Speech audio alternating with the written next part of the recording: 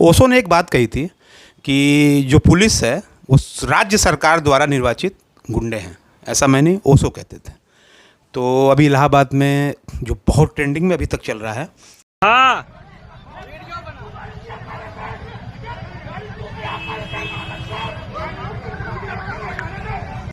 कि इलाहाबाद में एक वकील था, वकील साहब जा रहे थे रास्ते में, पुलिस ने उनसे दरोगा साहब ने कहा कि भाई आगे नहीं जाना है, आगे रोक है। कहा सुनी हुई बातचीत हुई, वीडियो में भी दिखा, और दरोगा साहब ने पीट दिया, वकील को ही पीट दिया। अब सोचिए क्या देश में चल रहा है, वकील को ही पीट दिया जा रहा है। जो न्याय दिलाता है उसको ही पीट दिया जा रहा है, तो आम जनता का क्या होगा। दरअसल पुलिस तो व्यवस्था की एक बहुत बड़ी ज़रूरत है, एक निहायत ज़रूरी एजेंसी है। हर युग में एक शासन के पास एजेंसी इस तरह की रही है जो अपराधियों से और अत्याचार करने वालों से निपटने के लिए बनाई गई थी। लेकिन दुर्भाग्य से वकील, जो कि न्याय प्रणाली का एक बहुत महत्वपूर्ण पुर्जा है, जिसका अपना एक विशिष्ट स्थान है, जिसको सम्मान की दृष्टि से देखा भी जाता है, वह भी अगर शिकार होने लगे तो हमें ये सोचना पड़ेगा कि वास्तव में पुलिस अपनी भूमिका के साथ न्याय कर रही है या नहीं। और आज जो हालात बन गए हैं वो ये है कि सरकारें पुलिस पर बहुत ज़्यादा निर्भर होती जा रही।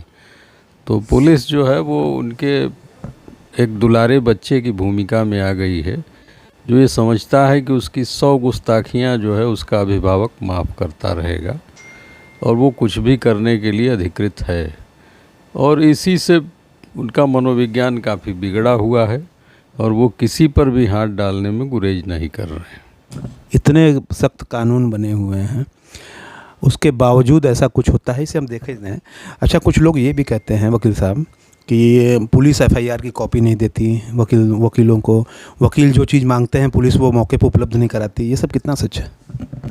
ये बिल्कुल सच है, और ये सिर्फ इसलिए है कि जो उत्तरदायित्व तय करने वाले लोग हैं वो कुछ कर नहीं पा रहे हैं, या तो वो विवश हैं या किसी निहित स्वार्थवश चुप हैं।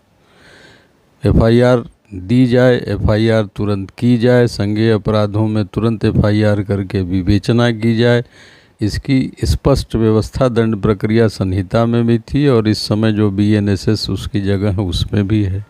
इसके बावजूद कई कई दिन, 15-15 दिन, 1-1 महीने, 2-2, 4-4 महीने गंभीर अपराधों की रिपोर्टें नहीं दर्ज होती हैं, और पीड़ित लोग पुलिस के उच्चाधिकारियों के पास चक्कर लगाते हैं, पैरोकार खोजते हैं, और जब मजबूत पैरवी जाती है या कोई संवेदनशील अधिकारी ध्यान देता है तब एफआईआर लिखी जाती है।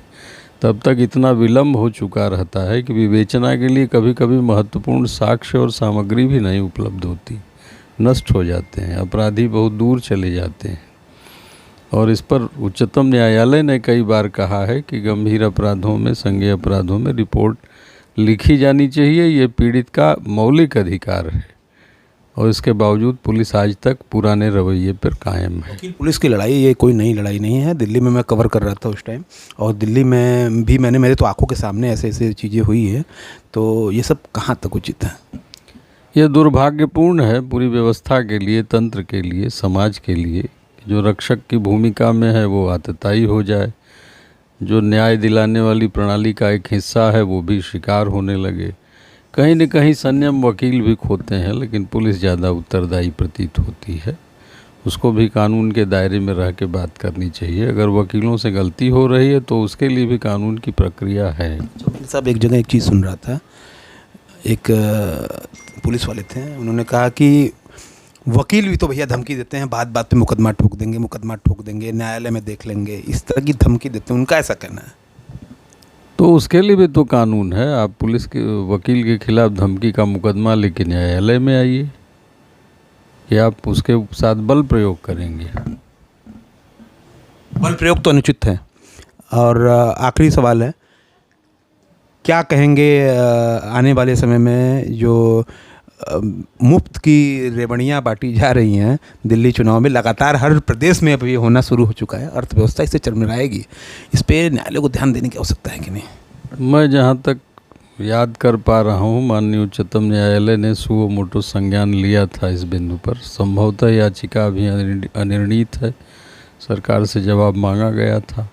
रेवड़ी बांटे जाने की परंपरा चली आ रही है राजनीतिक स्वार्थ की पूर्ति के लिए, और उसका दायित्व और भार निश्चित रूप से निम्न मध्यम वर्ग और मध्यम वर्ग पर आता है। ये प्रतिस्पर्धी राजनीति है, सामने वाला कर रहा है तो भाजपा भी तो कर दी, इस बार सभी लोग कर रहे हैं। ये अब हमाम में सब नंगे हैं, ऐसा कहा जा सकता है।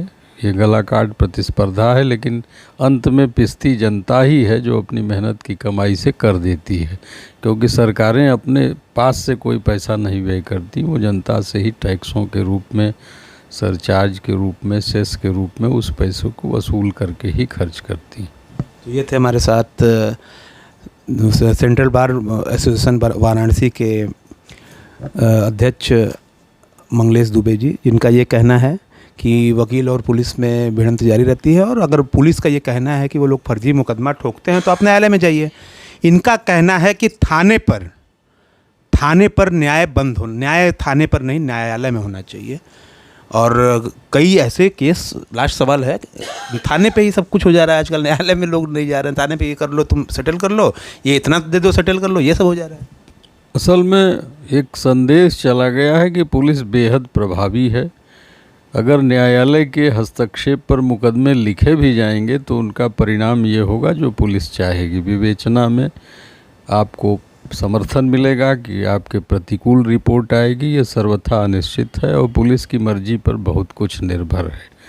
तो कुछ जो व्यावहारिक सोच के लोग हैं वो सोचते हैं कि पुलिस के स्तर पर ही ले दे के मामला निपट जाए तो अच्छा है, कोर्ट कचहरी का चक्कर न काटना पड़े। जी बिल्कुल।